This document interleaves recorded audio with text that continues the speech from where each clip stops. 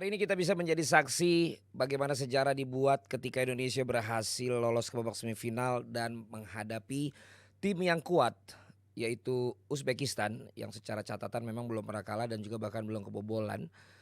Bahkan juga di tahun 2018 juga menjadi juara, 2020 atau 2022 menjadi runner up. Dan kita datang dengan semangat yang sungguh-sungguh luar biasa dari para pemain, pelatih, dan juga tentunya para pencinta sepak bola Indonesia dimanapun kita semua berada. Namun hasil akhir memang membuat kita harus malam ataupun dini hari ini bad mood, sedih, nggak bersemangat karena hasil kekalahan yang kita terima. Oke, tapi masih ada kesempatan. Nah, sebelum sampai ke sana kita bahas dulu kalau menurut gua bagaimana kita coba atau gua lah mencoba dari berbagai hal dulu. Kalau yang pertama adalah bagaimana secara keseluruhan pertandingan. Melihat dari keseluruhan pertandingan memang dari babak pertama bahkan para pemain Uzbekistan tampaknya tahu betul secara game plan. Tidak memberikan pemain-pemain Indonesia untuk bisa memainkan bola sesuai dengan yang sekarang menjadi ciri khas pemain-pemain Indonesia. Bergerak dengan satu dua sentuhan cepat bisa ke depan dan juga banyak memanfaatkan sisi pinggir atau sisi flank dan juga melalui ketenangan yang ada di Marcelino biasanya. Tetapi kita bisa lihat bahkan di menit-menit awal bagaimana Marcelino atau Arhan mendapat pressing bahkan langsung terpental ya. Bagaimana memang badan atau body balance dan body charge dari para pemain Uzbekistan ini benar-benar performance-nya itu stabil sepanjang pertandingan. Mereka cepat sekali ketika pemain Indonesia berpikir untuk tidak membuat keputusan lebih dari 2 detik. Mereka bisa melakukan pressing, mereka bisa menekan, mereka bisa membuat kita salah tingkah. Akhirnya kita bahkan dipaksa untuk memainkan bola-bola yang sudah tidak menjadi ciri khas kita sebenarnya seperti bola-bola lambung. Terlepas dari ada beberapa pemain yang tidak perform, tapi menurut gue juga ini karena apa yang dilakukan oleh Uzbekistan yang terus konsisten untuk memberikan tekanan, terus konsisten untuk bisa menutup ruang dan terus konsisten untuk melakukan serangan demi serangan. Babak kedua juga demikian. Bahkan kalau dihitung di luar dari 2 gol yang tercipta, banyak sekali peluang baik itu mengenai tiang atau mistar ya dan juga peluang-peluang lainnya. Jadi memang secara keseluruhan pemain-pemain kita berada di bawah dominasinya Uzbekistan. Tapi dengan pengalaman Sintayong menurut gua lagi-lagi referensi gua adalah ketika nonton di Rusia dia menghadapi Jerman waktu itu akhirnya berhasil dikalahkan oleh Korea. Dia tahu betul ketika timnya memang berada dalam posisi yang akan ditekan karena tidak lebih diunggulkan dari lawannya atau tidak lebih berpengalaman daripada lawannya. Dia tahu betul bagaimana untuk bisa mempertahankan itu dan kemudian bisa untuk melakukan serangan-serangan yang bisa mengagetkan. Sambil beralih ke hal yang kedua, itu sempat terjadi ketika ada gol yang tercipta dari seorang Ferrari, bola yang tidak disangka masuk satu angle kelihatan onside, tetapi di angle yang lain memang ada bagian kaki yang sudah berada dalam posisi offside. Ini yang menurut gua satu hal yang kita perlukan, walaupun kalau bahasa Justin ini gol yang jatuh dari langit, yang kalau itu masuk itu pasti bisa menaikkan mental dari para pemain, sebaliknya lumayan meruntuhkan mental daripada Uzbekistan. Tapi memang dengan teknologi ini itu adalah offside kalau menurut pandangan gua. Bagaimana dengan keputusan wasit lainnya lagi ya? Di babak pertama yang Witan Sulaiman kita lihat checking possibility foul penalti, ternyata malah itu bukan merupakan sebuah pelanggaran yang kalau kita lihat berulang-ulang dianggap tacklingnya bersih. Kalau kita kemarin, kalau kita tadi fokusnya tuh ngelihat apakah itu tacklingnya di dalam di dalam kotak penalti atau di luar gitu. Ternyata wasit menilai lebih kepada tacklingnya yang bersih. Walaupun menurut gua di situ ada unsur foul juga yang ada di sana. Tetapi sudah menjadi point of view wasit. Nah, yang kemudian memang gue posting adalah gue tidak terlalu sepakat dengan apa yang dikatakan oleh rekan-rekan komentator yang mengamini bagaimana foul langsung dari seorang Rizky Ridho yang juga memang debatable, bahkan di kantor ini pun banyak yang masih berdebat. Jadi memang artinya ini sesuatu yang menjadi point of view masing-masing dan itu sudah menjadi point of view wasit. Ya, bagaimana dalam kondisi bola yang di clearance oleh seorang Rizky Ridho, kaki bekas clearance-nya itu kemudian dianggap mencederai itunya pemain Uzbekistan. Yang menjadi pandangan gue adalah ketika dia melakukan clearance, pemain yang kena akhirnya bagian vitalnya itu juga dalam posisi yang masuk. Sehingga dalam posisi Rizky Ridho setelah menendang bola dan kelihatan bolanya itu dibuang, kakinya turun pun itu ada kemungkinan memang kena. Karena dia juga dalam posisi masuk. Nah, banyak yang mengatakan bahwa itu kelihatan sepersekian detik emang dimasukin tuh gitu. Masalah dimasukin atau tidak, posisinya adalah lawannya juga ikut masuk. Menjadi sangat sulit sepersekian detik lo melakukan clearance bola, lo harus menarik kaki lo dari posisi orang yang itunya masuk gitu. Sama ketika kadang-kadang heading dianggap foul karena kakinya terlalu tinggi. Ada yang memang akhirnya disengaja, ada yang memang kakinya udah setelah nendang kepalanya masuk gitu. Jadi kalaupun itu dianggap pelanggaran, menurut gue itu kartu kuning. Tapi lagi-lagi itu debatable dan akhirnya keputusan wasit sudah diputuskan. Jadi ya nggak bisa apa-apa. Tapi paling tidak itu point of view gue. Di luar itu ya standar lah ya kalau drama-drama ngulur-ngulur waktu dan lain sebagainya. Tapi itu menurut gue bagian dari yang kedua mengenai keputusan-keputusan wasit. Yang ketiga, bagaimana Indonesia sekarang. Nah, kita udah tahu kan skenarionya, kita masih bisa punya peluang lawan Irak atau Jepang. Itu pun kalau amit-amit kalah kita masih akan melawan Guinea yang dari Afrika. Jadi masih ada maksimal 2 kali kesempatan lagi kita menuju ke Paris. Nah, yang mau gue bilang adalah kita berharap kita jangan dengan hasil ini jangan gangguin para pemain dan pelatih dulu lah. Dengan kita sama-sama sedih, kita sama-sama kecewa, kita sama-sama bad mood gitu. Justru disinilah kita sebagai supporter, betul kita sebagai supporter itu juga harus bisa objektif. Tetapi kita masih ada kesempatan loh. Nah, ketika kita tidak memberikan hal-hal yang positif, evaluasi itu bisa positif loh gitu. Tapi bukan malah mencela, mencaci, nyinyir, jelek-jelekin, cari kesalahan, itu yang menurut gue jangan. Kita ambil angle yang berbeda, point of view-nya pemain. Mereka saat ini juga kalau kita sedih apalagi mereka.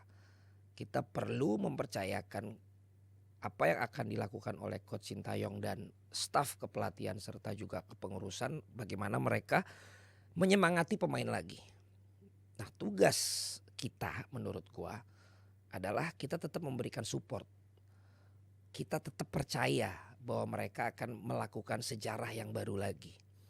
Masih ada 2 kali kesempatan loh. Bahkan kalau 1 kali udah cukup itu jauh lebih baik. Tapi masih ada 2 kali kesempatan.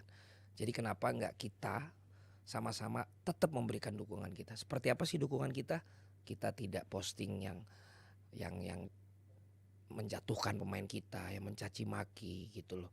Tapi kita malah terus memberikan support, memberikan dorongan, memberikan evaluasi boleh yang mana yang kurang tapi bukan menghakimi. Jadi tetap berikan dukungan kita, tetap mensupport mereka, tetap kasih kata-kata positif ke mereka, tetap kasih satu dukungan-dukungan yang memang membuat mereka tahu bahwa ratusan juta masyarakat Indonesia ada di belakang mereka loh, tetap mendukung mereka. Bahkan dikatakan kalau kita lagi dalam keadaan bagus, teman itu banyak, belum tentu mereka itu semua teman kita. Tapi saat keadaan kita jelek, yang tersisa, yang tetap menjadi teman kita, yang memang memberikan support saat kita sedang jatuh-jatuhnya, itulah yang dikatakan teman sejati ataupun juga malah lebih daripada saudara kita yang satu darah. Dan gue pengen ngajak semua masyarakat Indonesia, mari kita menjadi teman, supporter yang menjadi teman dan menjadi pendukung pemain-pemain kita. Ayo, masih ada waktu beberapa hari lagi. Ayo kalian bisa lupakan yang ini, tapi kalian bisa buktikan di pertandingan-pertandingan ke depan. Bisa 1, amit-amit harus 2 kali, tapi tugas kita adalah memberikan dukungan. Ada kekurangan, ada hal-hal yang memang menjadi harus diperbaiki. tapi itu juga sudah ada tugasnya.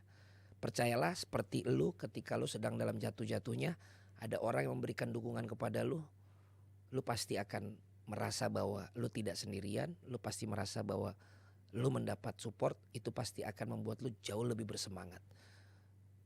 Jauh lebih positif dalam menghadapi sesuatu.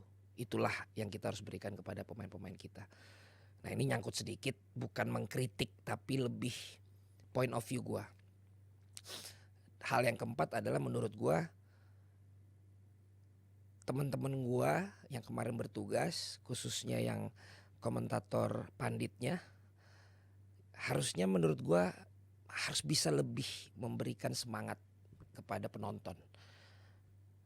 Contohnya ketika kita akhirnya harus kena kartu merah gitu.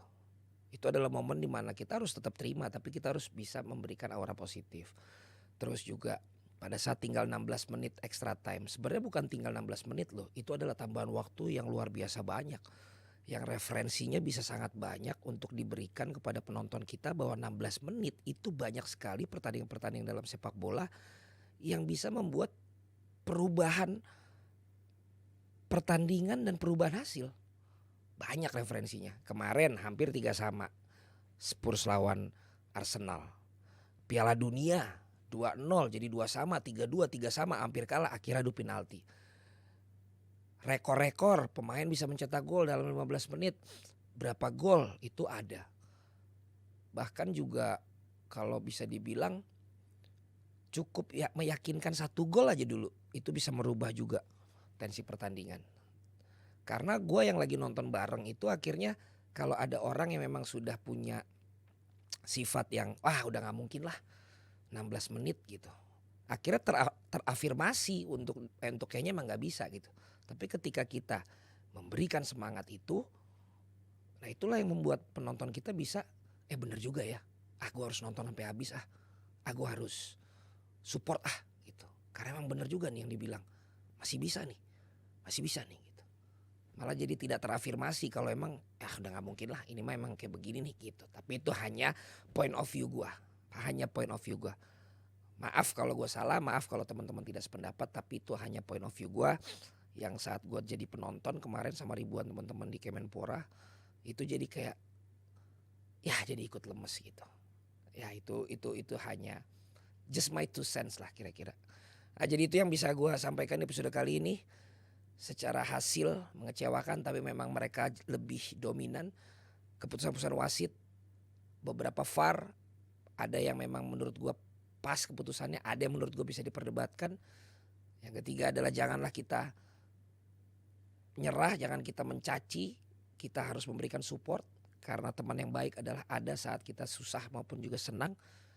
Dan yang keempat, kita harus semuanya sama-sama punya semangat pantang menyerah dan memberikan apapun sampai dengan menit terakhir pertandingan. Sebelum itu akhirnya peluit panjang sudah berbunyi.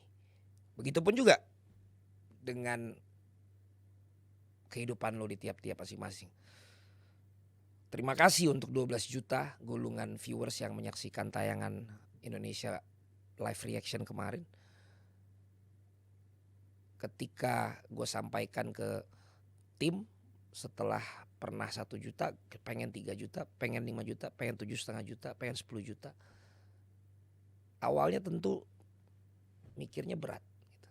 Tapi ternyata kita coba kita berhasil.